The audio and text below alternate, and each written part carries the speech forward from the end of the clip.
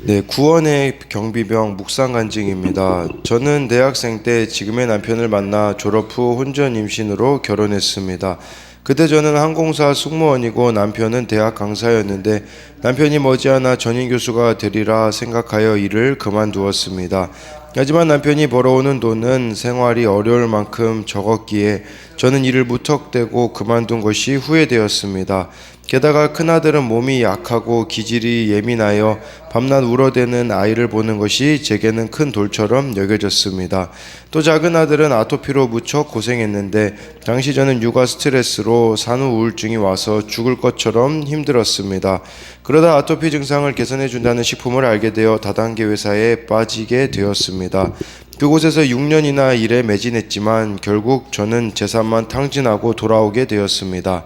그렇게 마음이 곤고해진 저는 새벽 예배를 나가면서 내 마음대로 살아온 시간을 회개했습니다. 그리고 저를 기다려준 남편에게 고마워서 평생 남편을 섬기며 살겠다고 서원했습니다. 그런데 얼마 후 남편이 외도했다는 사실이 드러나 마음이 무너졌습니다. 그때 하나님은 저를 구속사의 말씀이 있는 공동체로 인도해 주셨습니다. 그리고 바람 피운 남편의 죄보다 아내와 엄마의 역할을 내팽긴 제 죄가 더 크다는 것을 깨달았습니다. 남편은 외도 중에도 제게 화를 쏟아냈는데 제가 아내의 때, 엄마의 때를 도둑질했다는 것이 인정되니 남편의 어떤 말과 행동에도 입이 다물어졌습니다. 그리고 늦게라도 아내의 때를 살게 하신 하나님께 감사하며 눈물로 예배를 드렸고 그 기쁨으로 남편을 섬겼습니다. 그러자 하나님은 영원히 돌아오지 않을 것 같던 남편을 두 아들의 오랜 방황을 통해 공동체로 인도해 주셨고 외도도 끊어지게 하셨습니다. 현재 저희 부부는 구원의 경비병이 되어 말씀으로 임봉할 때만 결혼이라는 무덤을 굳게 지킬 수 있음을 고백하며 하루하루 살아가고 있습니다. 무너졌던 저희 가정을 다시 세워주시고 구원의 사명을 주신 하나님께 감사드립니다. 적용하기입니다. 구원의 경비병이 되어 매일 10분씩 공동체 지체들을 위해 기도하겠습니다. 저녁 식사할 때 남편의 이야기에 귀 기울이겠습니다. 네, 그래서 자신의 죄인됨이 인정되니 이 엄마의 역할, 아내의 역할을 내팽긴 자신의 죄가 깨닫게 되어지니 이렇게 남편이 외도한 남편의 어떤 말과 행동에도 입이 다물어졌다라고 하지 않습니까? 그리고 정말 이렇게 예배 가운데 또 하나님이 주신 그 기쁨으로 남편을 섬기자 남편도 공동체로 들어오게 되고 외도도 끊어지며 지금 이 부부는 구원의 경비병이 되어 말씀으로 임봉할 때만 결혼이라는 무덤이 굳게 지켜질 수 있음을 고백하며 이렇게 하루하루 산다라고 하는데요. 예, 정말 이처럼 말씀으로 임봉되는 것, 말씀의 인도하심을 따르는 것만이 가정을 지키고 우리 자신을 또 지키는 것임을 알아야 합니다. 오늘은 마태복음 27장 57절부터 66절까지인데요. 57절에 보면요. 저물었을 때 아리마대의 부자 요셉이라 하는 사람이 왔으니 그도 예수의 제자라 라고 이렇게 말씀해주고 있습니다. 당시 유대의 장례 문화는 시체가 방치되는 것을 수치로 여겼습니다. 근데요, 이 십자가에 이렇게 못 박혀 죽은 시체일 경우에는요, 무덤에 매장하지 않는 것이 관례였거든요. 그런데 이 아리마대 사람 부자 요셉은요, 자신이 자처해가지고 이렇게 이제 무덤을 내어주기 위하여서 예수님의 이 장례를 치르기 위하여서 나타났다고 이렇게 말씀해주고 있습니다. 그러니까 정확하게 이 필요한 사람 아리마대 부자 요셉이 나타났음을 보면요, 우리도 말씀의 인도함을 따르며 살아가면요, 그때그때마다 필요한 사람들을 붙여주실 것이고 필요한 것들을 이렇게 감당하게 하실 것임을 기억해야 합니다. 그런데요, 다른 복음서 같은 경우는요, 이 요셉을 사내들인 공회원 또는 의로운 사람이라고 기록하는데 마태는요, 부자 요셉이라고만 기록을 합니다. 그것은 이유가 있습니다. 왜 그러냐면요, 이사야 53장 9절 때문입니다. 그는 강포를 행하지 아니하였고 그의 입에 거짓이 없었으나 그의 무덤이 악인들과 함께 있었으며 그가 죽은 후에 부자와 함께 있었도다. 이 말씀 때문에 그래요. 그가 죽은 후에 부자와 함께 있었도다. 그러니까 마태복음에서는 끊임없이 말씀을 이루시는 예수님의 모습을 나타내기 때문에 이 부자 이 말씀이 성취되었음을 보여주고 있는 것입니다. 그래서 58절에도 보면요. 빌라도에게 가서 예수의 시체를 달라 하니 이에 빌라도가 내주라 명령하거늘. 이것은요 요셉이 아니면 빌라도가 시체를 내줄 리가 없는 것이라고 볼 수 있습니다. 그러니 이것은 무엇을 말하는 거겠습니까? 나만이 감당해야 될 역할이 있다라는 것입니다. 여러분, 다른 것은요 다른 사람이 다 감당할 수 있어요. 예를 들자면 여러 가지가 있겠죠. 그러나 예를 들자면 가정에서의 부모로서의 역할, 이것은 누가 대신할 수 없는 게 아니겠습니까? 마찬가지로요 주님을 섬기는 일에도 나만이 감당해야 될 역할이 있는 것입니다. 그리고요 이 지금 빌라도에게 가가지고 예수님의 시체를 달라고 아리마대 사람 요셉이 말하고 있다라는 것은, 이것은 목숨을 건 적용이라고 볼 수가 있습니다. 이 십자가에 죽은 그 시체를 달라고 하는 것은 많은 유대인으로부터 미움당할 수 있는 그런 상황인데, 이 아리마대 부자 요셉은요 돈도 많았죠. 사내들인 공회원이었기 때문에 영향력이나 사람들의 인지도 같은 것도 많이 신경 써야 되는 사람이 아닙니까? 그러나 그런 거 신경 쓰지 않고 자신에게 주어진 이 역할에 충성하는 모습을 보여주고 있습니다. 그래서 이 58절에 대한 적용 질문으로는요, 나만이 감당해야 할 역할은 무엇입니까? 이것은 내가 감당해야 되는 그 역할인데 우리가 하고 있지 않는 것들이 또 있지는 않느냐라는 것을 묻고 있는 것입니다. 59절 60절 보면요, 요셉이 시체를 가져다가 깨끗한 세마포로 싸서 60절에 바위 속에 판 자기 새 무덤에 넣어두고 큰 돌을 굴려 무덤 문에 놓고 가니 라고 이렇게 해서요, 여기서 깨끗한 세마포로 쌌다, 이제 이 부분은 요셉이 이제 예수님의 시체를 또 처리하고, 근데 이 요셉만 예수님의 이런 장례를 준비하지 않았습니다. 요한복음 19장 39절에 보면요 또 같이 준비한 사람이 있습니다. 일찍이 예수께 밤에 찾아왔던 니고데모도 몰약과 침향 섞은 것을 100리트라쯤 가지고 온지라. 그래서 예수님의 그 시체를 위해서 사용할 모략, 침향 섞은 걸 가지고 왔는데, 이 니고데모가 누굽니까? 요한복음 3장에 보면 어떻게 해야 거듭납니까? 밤에 몰래 예수님을 찾아왔던 그 니고데모를 말씀해주고 있는 것입니다. 근데요 이제 이 니고데모가 드디어 예수님의 제자가 된 것을 말씀해주고 있는 것인데, 근데 여기서 모략과 이 침향이 100리트라쯤 된다고 하는데, 이 100리트라는요 엄청나게 많은 양입니다. 이 정도 양은 언제 썼냐면요, 왕의 장례식 때 이 정도 양을 썼다고 합니다. 그렇다면 니고데모가 이만큼 예수님을 위해 드렸다라는 것은 예수님이 자신의 삶의 왕임을 공개적으로 고백했다라고 볼 수 있습니다. 마찬가지로 이 아리마대 사람 요셉도 자기의 무덤을 예수님을 위해서 내주는, 정말 이 요셉과 니고데모는 생명을 건 적용을 했다고 할 수가 있습니다. 그래서 이렇게 자신의 무덤을 참 주는 건데, 근데요 여러분, 사실 이 무덤을 내어준 게 무덤을 기념하라고 이렇게 화려한 무덤을 준 게 아니죠. 왜냐하면 예수님은 부활하셔서 이 무덤은 빈 무덤이 되기 때문에 좋은 무덤 가졌다 이것 때문에 기록된 것이 아니라, 중요한 것은 요셉이 자기의 십자가를 잘 지고 이렇게 수치와 조롱받을 일임에도 불구하고 십자가를 잘 졌을 때 이렇게 또 하나님께서 기억하신다라는 의미도 있겠고요.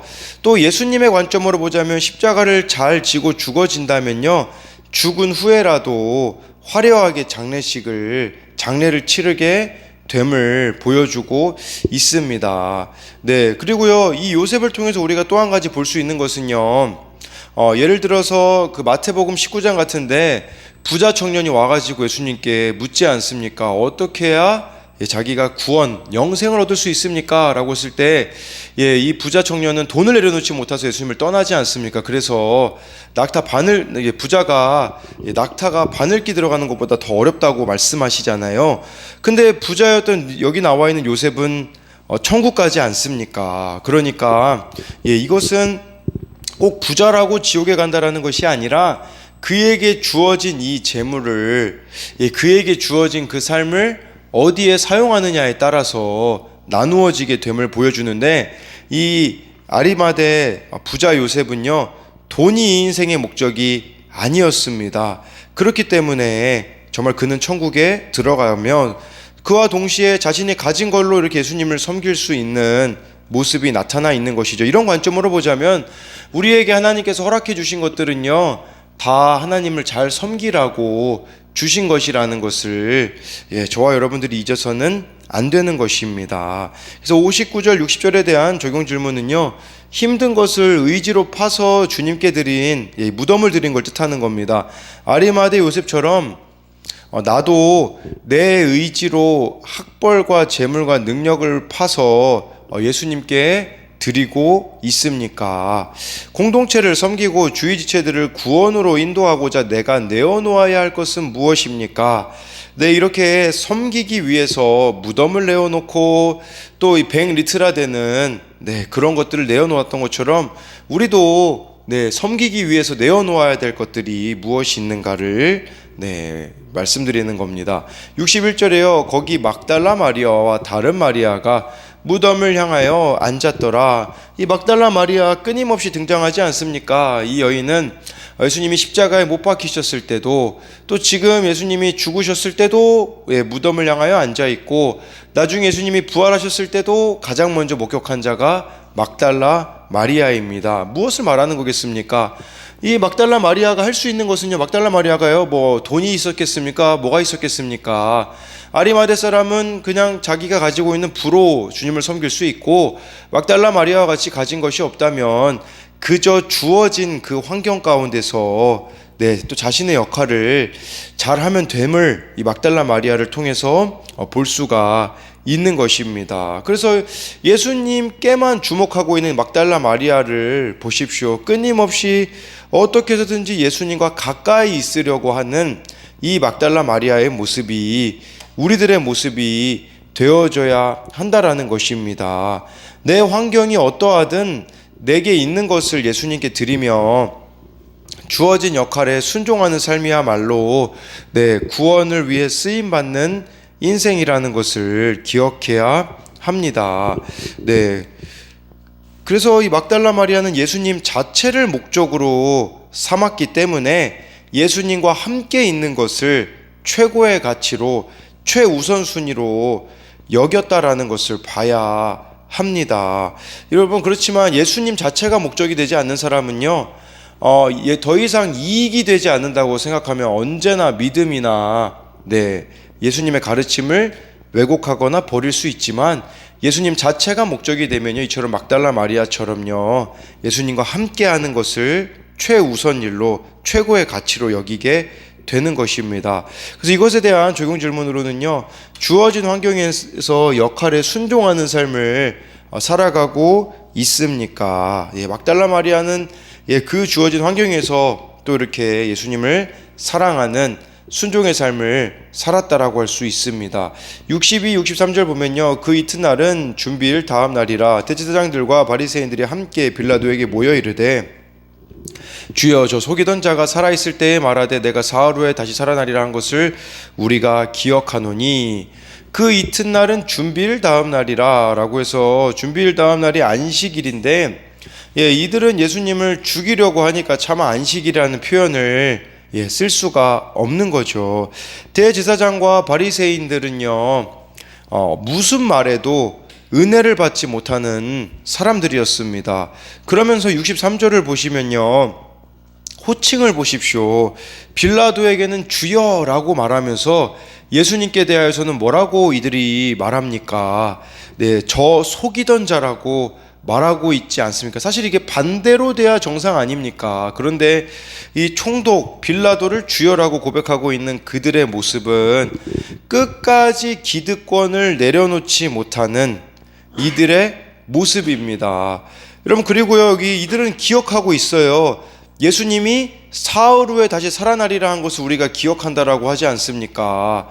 그런데 이거 기억하면 진짜 예수님이 구세주구나라는 것을 알아야 되는데, 기득권을 내려놓지 못하니 자기들이 손해볼까봐 이렇게 그 말씀도 있잖아요.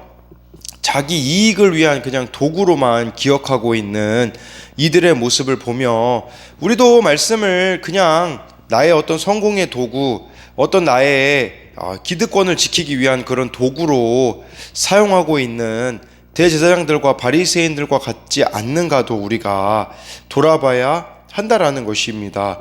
이처럼 말씀 자체를 신뢰하지 않는 지식은요, 그냥 자기 이익을 위한 도구에 불과하다라는 사실을 기억해야 합니다. 그래서 이 62, 63에 대한 적용 질문으로는요, 말씀을 신뢰하지 않으면서 내 이익이나 이해타산에 따라 그 지식을 사용하고 있지는 않습니까? 그러니까 이 말씀 자체를 내 이익, 이해타산에 따라서 사용하려는 시도들이 우리들에게는 없는가를 묻는 것이죠. 64절에요. 그러므로 명령하여 그 무덤을 사흘까지 굳게 지키게 하소서. 그의 제자들이 와서 시체를 도둑질하여 가고 백성에게 말하되 그가 죽은 자 가운데서 살아났다 하면 후에 속임이 전보다 더 클까 하나이다 하니, 65절에 빌라도가 이르되 너희에게 경비병이 있으니 가서 힘대로 굳게 지키라 하거늘. 그러니까 예수님이 부활할까봐 두려워 지키는 자들이 있었던 거죠. 그러니 모든 방법을 동원해서 이것을 막으려고 하고 있는 대제사장과 바리새인들의 시도가 오늘 말씀에 보면 나와 있습니다. 그런데 이걸 기억해야 돼요. 어리석은 인간이 아무리 하나님의 이 구원 역사를 막으려고 해도 하나님의 능력 앞에서는 속수무책이다라는 것을 기억해야 합니다. 내 욕심에 사로잡혀 힘과 노력을 다해 굳게 지키려는 것들이 있을지라도요, 하나님의 손길에 의해서 무너질 뿐임을 우리는 알아야 합니다. 그러니까 예수님의 이 부활하실 그 무덤을 막고 있는 이들의 모습처럼요, 그렇기 때문에 적용 질문으로는 내 욕심으로 말씀을 가로막으며 굳게 지키고 있는 것은 무엇입니까? 그래서 우리가 정말 이렇게 말씀을 막으며 이렇게 나의 어떤 것으로 지키고 있는 것들은 무엇이 있는가를 물어보는 건데요. 66절에요. 그들이 경비병과 함께 가서 돌을 임봉하고 무덤을 굳게 지키니라 라고 말씀해 주고 있습니다. 거기 돌로 임봉하고 무덤을 굳게 지켰다라는 것은 또 이 무덤 입구를요, 큰 돌로 막고 밧줄로 동여맨 후에 흙으로 임봉해 가지고요, 누구도 열지 못하게 막았습니다. 근데요, 우리가 기억해야 되는 것은 부활은요, 파수꾼을 세운다고 노력한다고 막을 수 있는 게 아닙니다. 근데 이것을 좀 이런 관점으로 볼 수 있어요. 우리가 이 부활의 주님을 만나잖아요. 그러면 우리를 가두고 있는 것들로부터 나올 수가 있게 되어지는 겁니다. 사실 나를 가두는 것은 다른 게 아니라 바로 나 자신이 나를 가두는 겁니다. 그런데 여러분들이 예수님의 십자가와 부활을 믿는다라는 것, 주님을 인격적으로 만났다라는 것은요, 그때부터는 다른 사람을 위해 살기 시작한다는 것을 뜻합니다. 그래서 김양재 목사님 책에 보니까 그런 내용이 나오더라고요. 이 주님을 만나고 나니까 그렇게 도망가고 싶었던 그 시집살이와 같은 그 시어머니의 그런 고난이 있었지만 그곳에서 또 자신이 그 환경 가운데 자유해졌다라는 고백을 하더라고요. 달라진 건 없어요. 여전히 압박하는 그런 환경 가운데 있지만 자기 자신 안에 그 부활의 주님이 계시니 어떤 환경도 초월하게 되어지는, 여전히 묶여있지만 자유해지는 그 상태를 살았다라는 그 고백을 책에서 보았던 것과 마찬가지로요, 우리도 어떤 환경에 있든지 내 안에 이 부활의 주님이 계신다면요, 어떤 장애물이라도 어떤 환경이라도 극복할 수 있다라는 것을 기억해야 합니다. 오히려 역설적으로요, 경비병과 돌을 임봉하고 무덤을 굳게 지키는 이것이 사실은 예수님을 막기 위함인데, 오히려 이것이 예수님의 부활이 확실하다라는 것을 드러내는 증거가 되었다라는 사실입니다. 악이 이기는 것 같으나 결국은 선이 승리한다라는 것을 우리들이 믿어야 합니다. 세상은요, 끊임없이 말씀을 막으려고 합니다. 그렇기 때문에 지금 이 시대가 어떻습니까? 말씀을 막으려고 동성애도 합법화하자고 하죠. 끊임없이 이혼도 얼마나 많이 일어나고 있으며 자꾸 말씀을 막으려고 하지만 결국은 말씀이 승리한다라는 것을 저와 여러분들이 기억해야 한다라는 것입니다.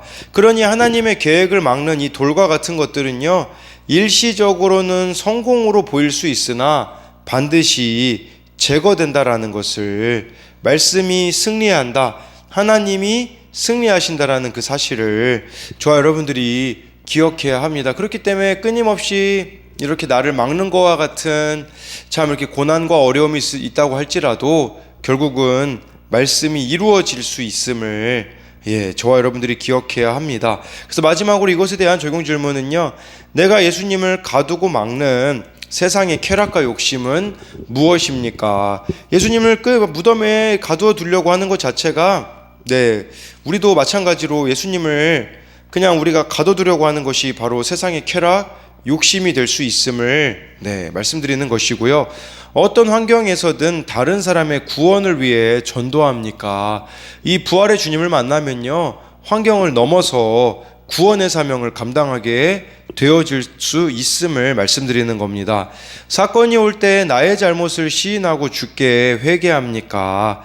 자신의 이익을 위해 끝까지 자신의 주장을 하는 것이 예수님을 거절하는 일이 될 수도 있다는 것을 압니까? 어떤 사건이 올 때 우리가 회개로 나아가야 되는데요, 끝까지 그거 막 자신의 방법으로 막으려고 하고 이렇게 자기 주장을 굽히지 않는 것은 예수님을 거절하는 일이 될 수도 있음을 기억해야 합니다. 그래서 결론적으로요, 정말 예수님의 이 장례를 준비한 아리마대 부자 요셉, 니고데모, 또 나와 있는 막달라 마리아처럼요, 우리 각자에게도 다 주님을 섬기기 위해 주어진 역할들이 있습니다. 그 역할에 충성함으로써 정말 예수님의 제자로 살아가는 저와 여러분들이 되기를 소망합니다.